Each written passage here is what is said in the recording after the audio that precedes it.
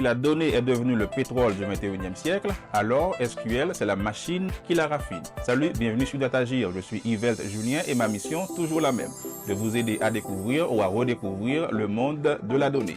Dans la vidéo aujourd'hui, on va voir ensemble pourquoi SQL est devenu indispensable et comment il a transformé la dynamique du travail dans les entreprises.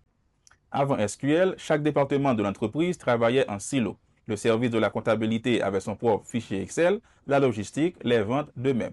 Et comme résultat, duplication, incohérence, erreurs, retard, frustration, inefficacité, perte de temps, bref, chaos. Plusieurs sources de vérité et personne ne sait à quoi se fier. C'est exactement ce problème et d'autres encore que SQL résout. Avec SQL, chaque problème d'Excel a une solution. Unicité, cohérence, validation, rapidité, collaboration, automatisation, efficacité, centralisation. Inventé au début des années 70 par Donald Chamblin et Raymond Boyce, deux ingénieurs-chercheurs chez IBM.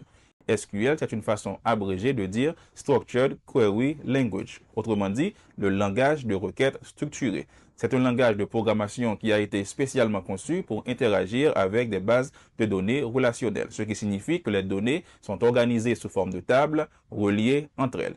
Maintenant, une question que j'entends souvent. Comment un système de stockage tel qu'une base de données peut comprendre un langage de programmation tel que SQL? Si vous vous posez la question, sachez que vous n'êtes pas le seul. Beaucoup de gens considèrent une base de données uniquement comme une solution de stockage. Pourtant, c'est faux. Une base de données comporte deux éléments. Un système de stockage qui conserve les données de manière permanente et un système de gestion qui joue un double rôle. D'abord, un rôle de cerveau pour traiter la requête SQL envoyée, mais aussi un rôle de cache pour garder en mémoire de manière temporaire les résultats des requêtes récentes. Lorsqu'une requête est envoyée, le cerveau est mis en marche pour comprendre la demande. Ensuite, il va chercher l'information dans la mémoire et s'il ne la trouve pas, il se dirige ensuite vers le stockage qui lui-même retourne l'information. Et la partie la plus intéressante, c'est que le système de gestion va stocker l'information dans la mémoire de manière à ce qu'il n'aura plus besoin d'aller la chercher dans le stockage. Et comme résultat, je vous laisse dire en commentaire. En 2025, les bases de données les plus utilisées par les entreprises sont SQL Server, Oracle, PostgreSQL, Snowflake, Azure Database. Elles ont toutes quelque chose en commun, SQL.